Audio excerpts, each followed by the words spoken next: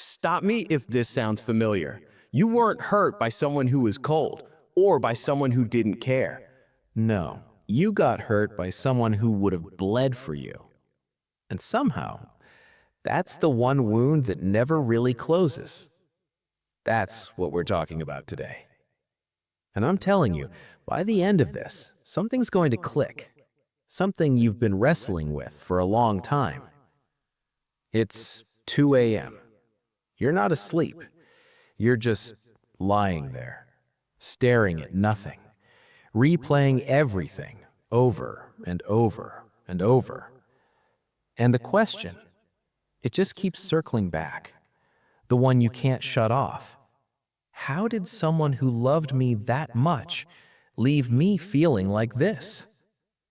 Not angry, not numb, just empty.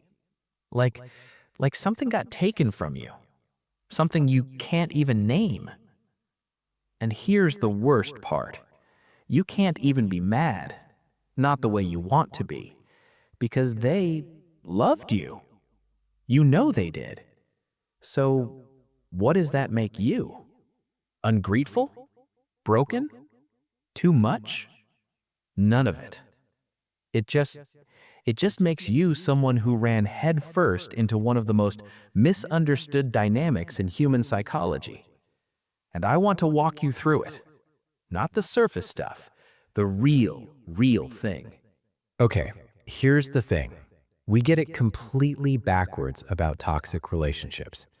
I mean, we're taught, movies, self-help books, every pop psych Instagram account, that the dangerous ones are obvious, cold, selfish, making you feel small from day one, right? But nobody ever warns you about this. The most suffocating relationships, they're not built on cruelty. They're built on devotion. People who loved you so hard, so completely, so without limits, that slowly, quietly, without even realizing it, they begin to erase you. And that's the paradox nobody talks about. Love, real, overwhelming love, can destroy a person just as thoroughly as cruelty ever could. Sometimes, even more. Because at least with cruelty, you know what hit you. Here's how it actually works inside a relationship. When someone loves you intensely, sacrificially, fully, something subtle starts to shift inside you. At first, yeah, you feel loved. That part's real. But underneath it, something else grows. Responsibility. Not the kind you choose, the kind that just seeps in. Their happiness starts to feel like your job. Their peace feels like something you have to protect. And over time, not all at once, but in 100 tiny moments, you stop asking, "What do I want?" and start asking, "What will keep them okay?" Psychologists call this enmeshment. And honestly, it's one of the most quietly devastating things that can happen in a close relationship. Enmeshment is when the lines between two people blur, when their pain is your pain, when their anxiety becomes yours, when their needs consistently override yours, not through force, but through love. And here's the dangerous part. In an enmeshed relationship, your growth doesn't feel like growth. It feels like betrayal. Your independence reads as rejection. Setting a boundary feels like detonating a bomb. So what do? You don't. You adjust. You shrink. You edit yourself down to whatever size keeps the peace. And then one day, you look in the mirror and you don't even know who you are anymore. That's not drama. That's enmeshment, quietly doing its work. Okay, let's try to make this real for a second. Scenario 1. The parent who made you their whole purpose. They gave up everything for you. I mean, everything. Their dreams, their chances, sleep, maybe even who they were before you showed up. And they didn't even hide it. You felt it in every room, not with words, but with this weight, that invisible pressure sitting on your chest every time you tried to make a choice for yourself. Want to move to a new city? Guilt. Take a risk that might fail? Guilt. Want something they don't understand? Guilt. They never said, don't do that. They didn't have to. Their sacrifice said it all. The sacrifice was the sentence. And you were the one serving time. Scenario 2. The partner who disappeared into you. They dropped their friends, their hobbies, their whole social world. All of it laid at your feet. At first, it felt like the purest form of love you'd ever seen. Until the day you realized what it actually meant. It meant you couldn't move without shaking the ground under them. It meant your growth was a threat, your friendships a betrayal, your bad days, their emergency. And leaving? Leaving didn't feel like ending a relationship. It felt like committing a crime against someone who never hurt you on purpose. That's not love holding two people together.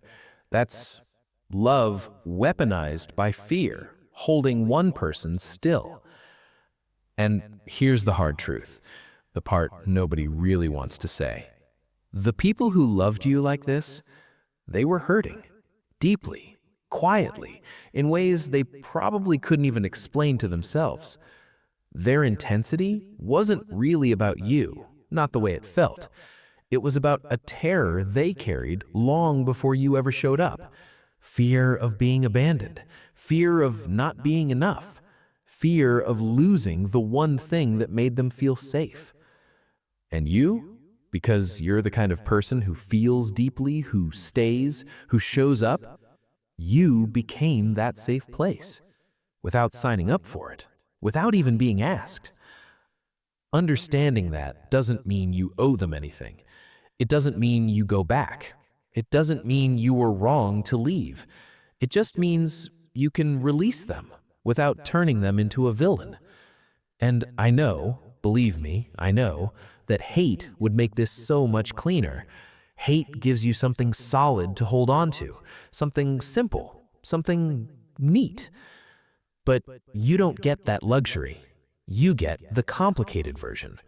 They loved you, it damaged you, and both of those things are completely, permanently true.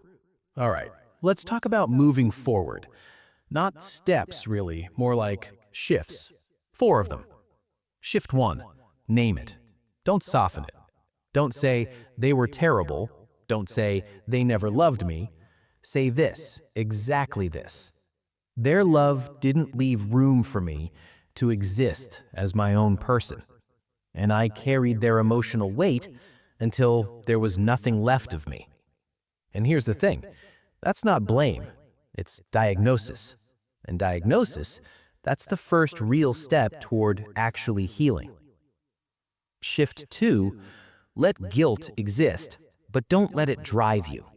You're going to feel guilty for admitting someone who loved you hurt you.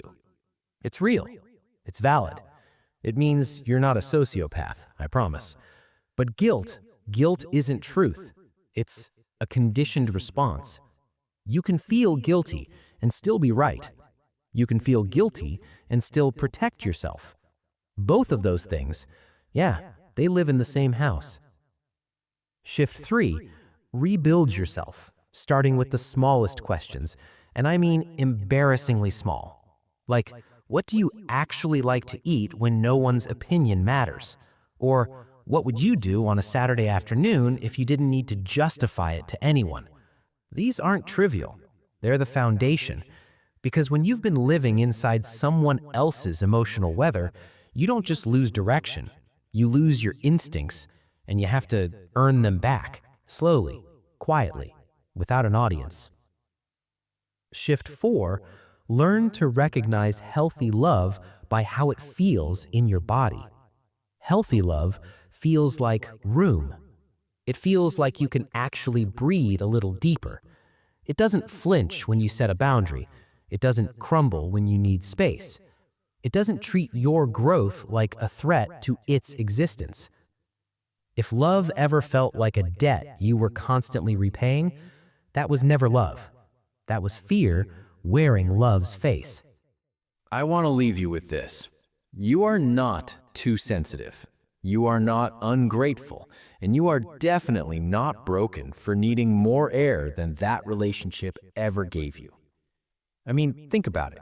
You spent so long giving more than you got back, feeling more than felt safe, staying longer than was actually good for you. And somewhere in all of that, you kind of lost the thread back to yourself. But here's the thing. Surviving that kind of love, that doesn't make you a victim. No, it makes you someone who finally knows what the real thing looks like. Love that doesn't require you to disappear just to survive. Love that actually grows when you grow instead of shrinking. Love that sees every part of you and goes, yeah, all of that. I want all of that. And here's the kicker. That's not some fantasy.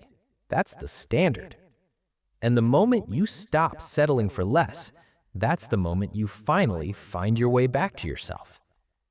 And if something in this hit deep, you already know who needs to see it. Their face probably popped up in your mind like 3 minutes ago. You don't have to say a word, just send it. And if you're ready to go deeper, the psychology, the patterns, the real work of building something healthier, subscribe. This is what we do here.